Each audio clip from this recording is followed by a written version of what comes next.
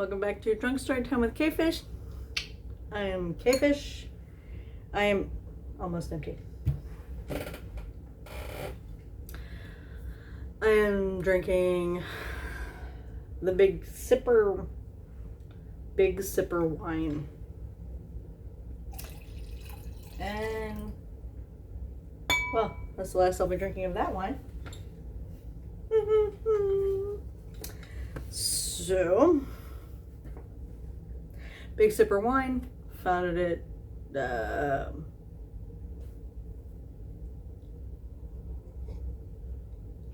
Total Wine and More. It's like $8. Anyway, I'm obviously at the very bottom of the bottle of wine. I also had, at the beginning of this series that I'm recording right now, I also had some apple juice with Fireball. Okay, so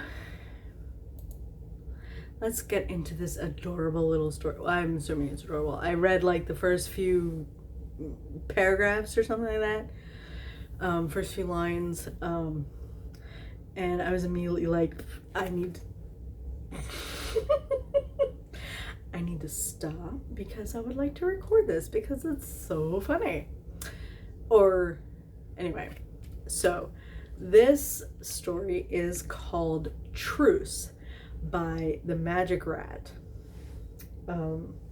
which I'm very sorry, Magic Rat, or possibly I'm not sorry, depending on how you take this.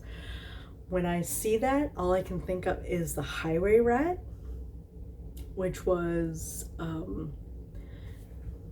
narrated by David Tennant. So I keep on hearing The Magic Rat, which obviously I sound nothing like David Tennant, but I hear the way he says The Highway Rat when I see the name.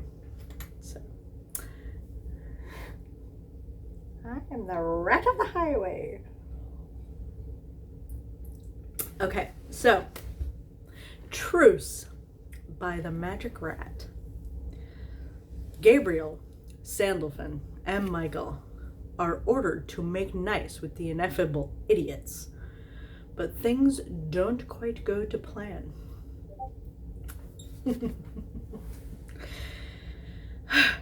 This is rated PG.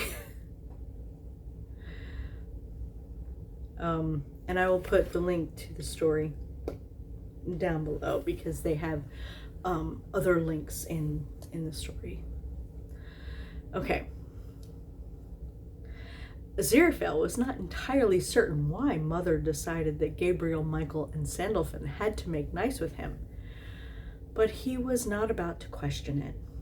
In fact, he was rather looking forward to it as he carefully drove the Bentley. What?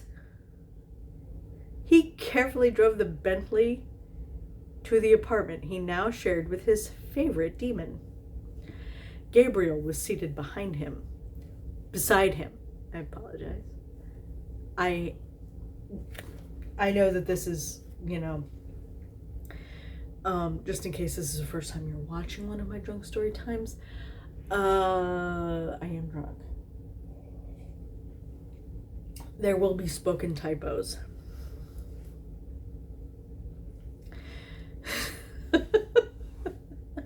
I do my best, but I make no promises.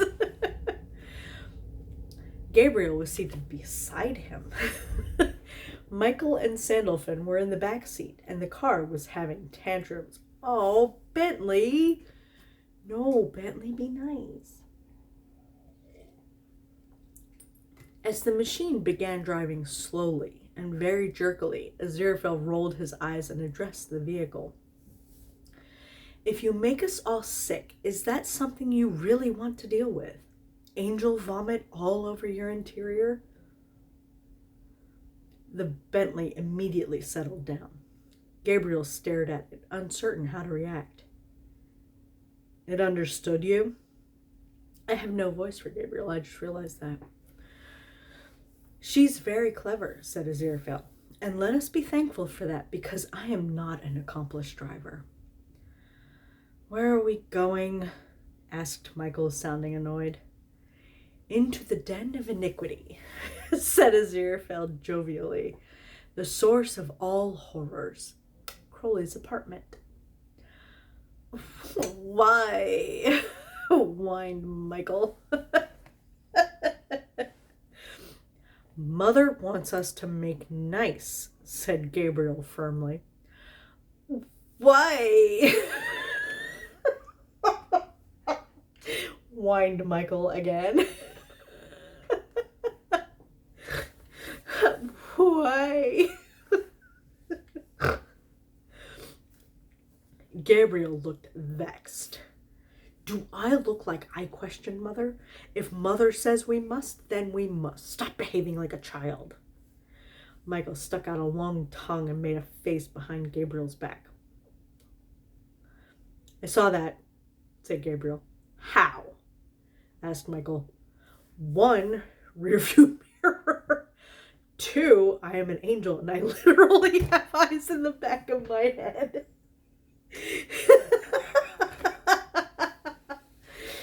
Now please stop being childish. I mean, technically he's got eyes everywhere, right?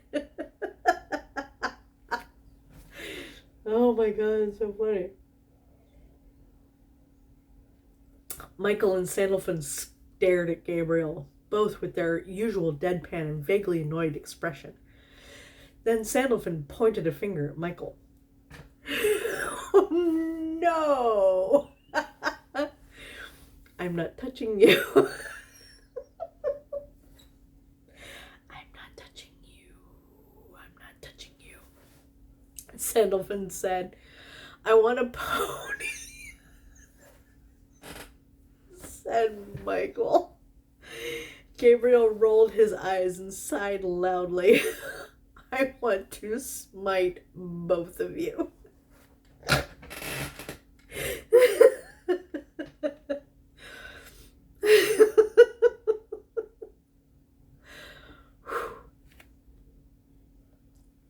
They entered the apartment, each making a face as they smelled something unpleasant. Does your demon always stink like that? Asked Sandalphon. Oh my god, I hate Sandalphon so much.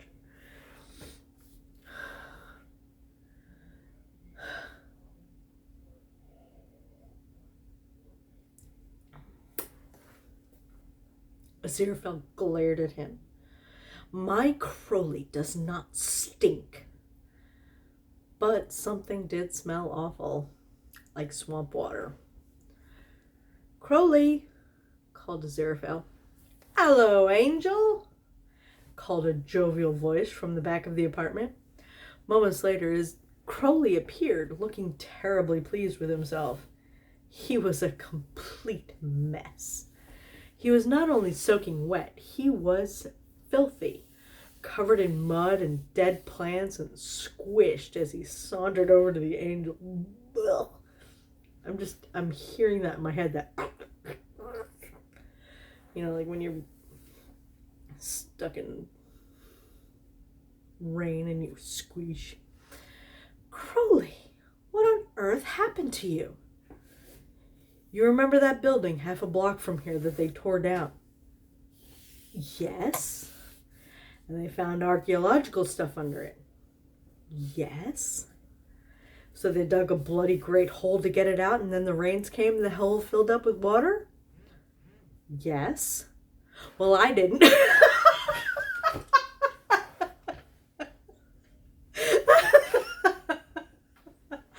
I didn't.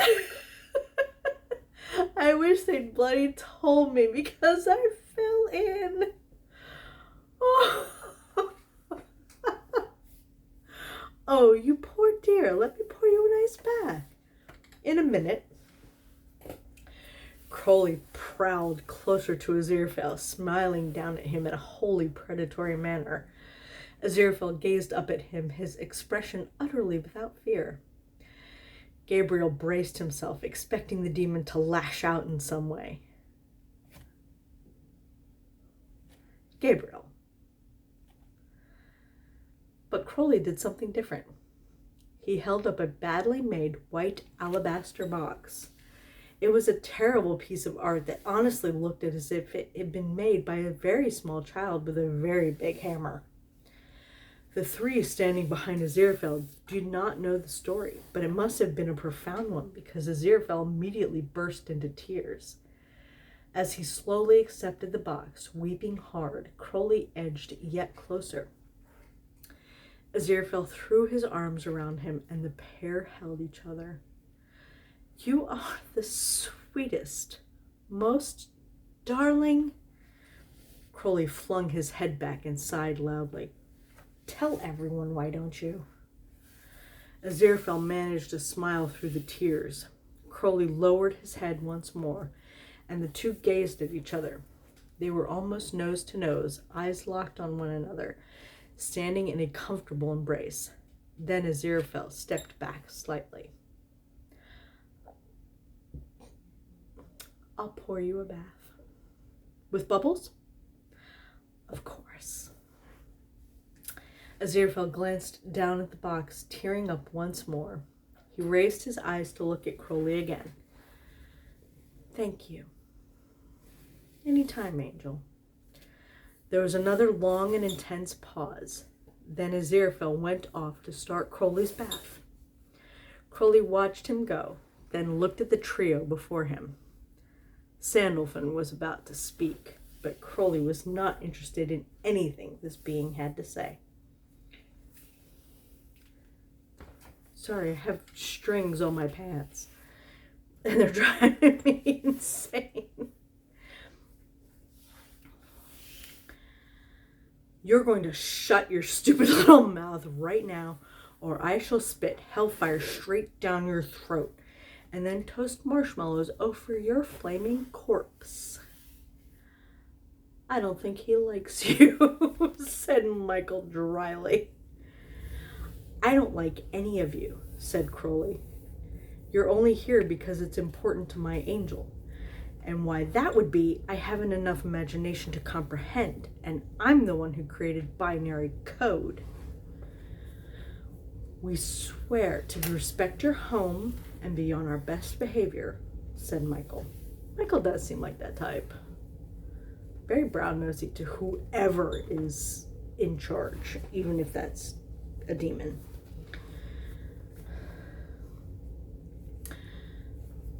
"We will swear to respect your home and be on our best behavior," said Michael. "It's important to Mother as well, so we won't be causing any trouble." "Good," said Crowley, "because rude angels get the cheap wine." Uh-oh. I'm a rude angel. I actually looked up that Chateauneuf de Pape, and to get a bottle of what they were drinking is not easy and not cheap. So I'm gonna stick with the cheap stuff. Maybe I'll get some for me for like, I don't know, a birthday or something in a few years. Because rude angels get the cheap wine. I'm a rude angel. Gabriel scoffed. "Is that supposed to deter us?" "Well, it works on me," said Michael. The angel stepped forward and extended a hand. "Hello, I'm the Archangel Michael. You have a very lovely home." "Thank you," said Crowley, accepting the hand. "I'm the Serpent of the Garden. Very nice to meet you. Would you prefer the Domaine de la... Oh, my Lord Jesus. Would you prefer the Domaine de la Romane Conti Grand Cru or the Domaine Leroy Mossigny Grand Cru?" "Oh, I've never had either of those." "Good. I'll get out a few bottles of the fancy stuff. My angel can cut us up some cheese. I would love some cheese right now. And we can have a wine tasting." "Temptation accomplished," said Michael. "What about us?" said Gabriel. There's some sticky sweet wine coolers in the fridge. In the fridge that I serve when my elderly neighbor pops by for a visit. Oh my gosh, what was that? What was that? Those commercials for wine coolers. Oh my God. I remember those, and God, they were so not good. That's a bit rude, said Gabriel. No, rude would be if I shoved a bottle up your backside and used your inordinately clenched bum. Oh wait, sorry. I didn't have enough air for that. Okay. No, rude would be if I shoved a bottle up your backside and used your inordinately clenched bumhole to remove the cap. Okay. Considering that I know that the good wines have a cork. I'm sorry, but if Crowley could get a cork out of a wine bottle using Gabriel's bumhole,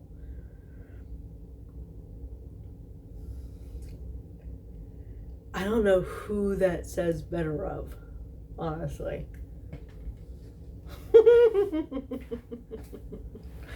Oh my God, that's so funny. Okay.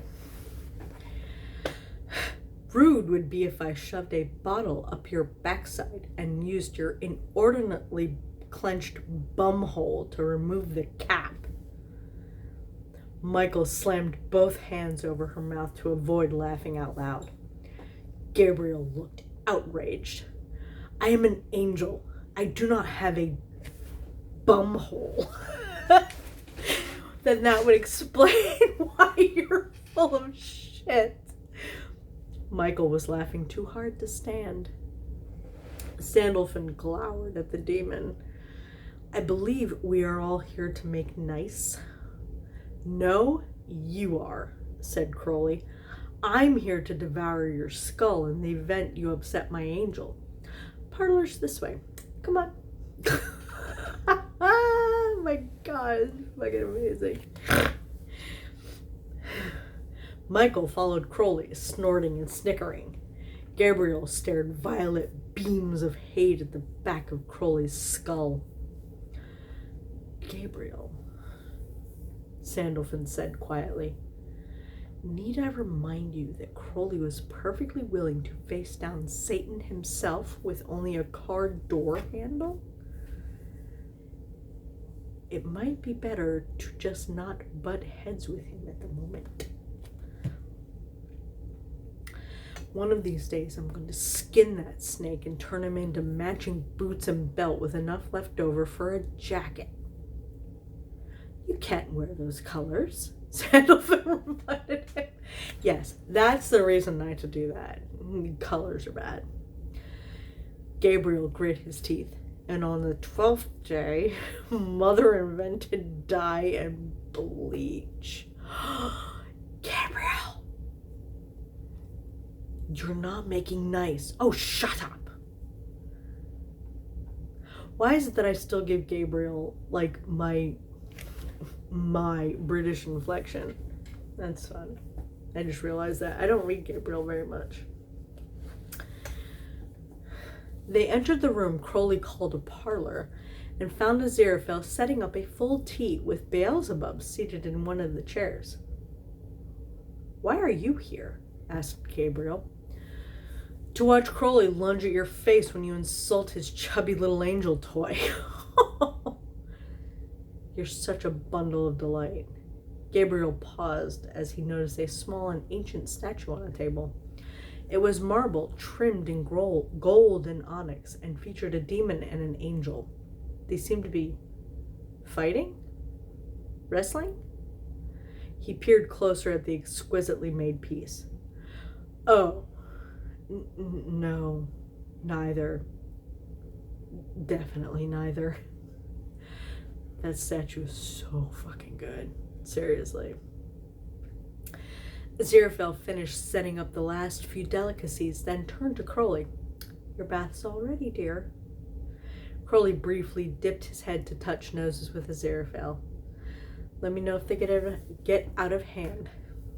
Of course, dear. Enjoy your bath. Crowley prowled off to the bathroom while Aziraphale seated himself with his guests. He held up a cookie and addressed Beelzebub's fly.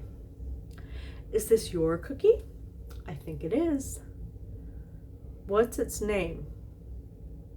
Asked Sandalphon, who actually did not care. Steven Spielberg.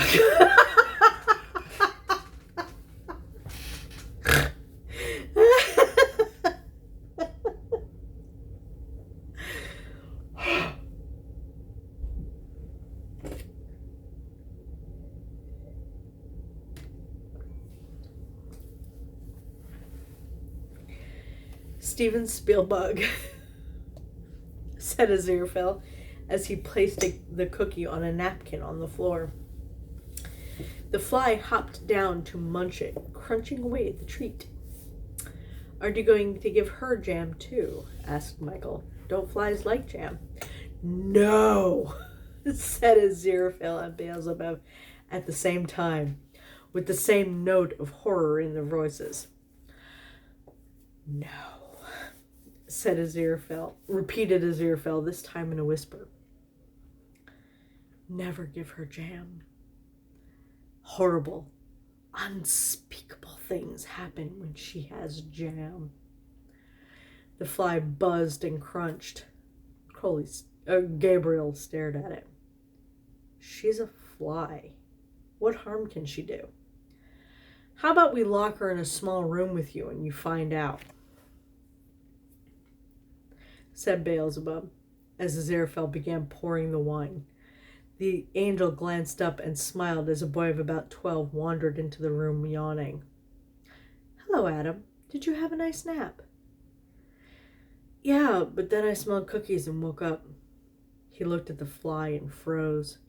No one gave her jam, did they? What the fuck is up with the jam? No, Adam, said Aziraphale. No one gave her jam. Because Wensleydale still cries when he thinks about it. We all still cry when we think about it, muttered Beelzebub. Adam took a couple of cookies and sat down. The fly finished her own cookie and hopped onto Adam's lap to steal bites from his. Gabriel was clearly puzzled. What's the harm in giving her jam? Adam stared at Gabriel and said ominously, She farts. I utterly fail to see the problem. Adam glanced at Beelzebub, who nodded. Adam put the fly on Gabriel's lap. Beelzebub gave the fly a spoonful of raspberry jam. Then angel, demon, and child fled as Gabriel, Sandalphon, and Michael watched the bug slurp up. Oh, why Michael? Michael was not being a dick. But I guess everyone has to learn somehow. Oh my gosh. Gabriel, Sandalphon, and Michael watched the bug slurp up the sweet goo. It emitted a minuscule hiccup and began washing its face, fly style, as the other trio shut themselves in a room on the far side of the apartment. Should we be worried? Asked Michael. The fly fussed and cleaned, then stopped, as if pondering its next move. Then there came a sound like an infinitesimally small balloon leaking. Oh, God! 15 seconds later, the screaming began. Aziraphale locked the library door and sent a text message to Crowley, warning him not to come out of the bath. Oh no!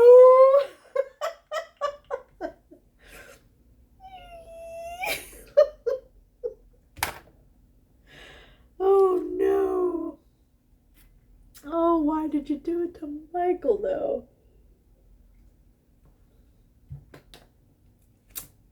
Michael deserved it, don't get me wrong. Oh my gosh. That was fantastic. Oh no. Fly farts. Are fly farts bad?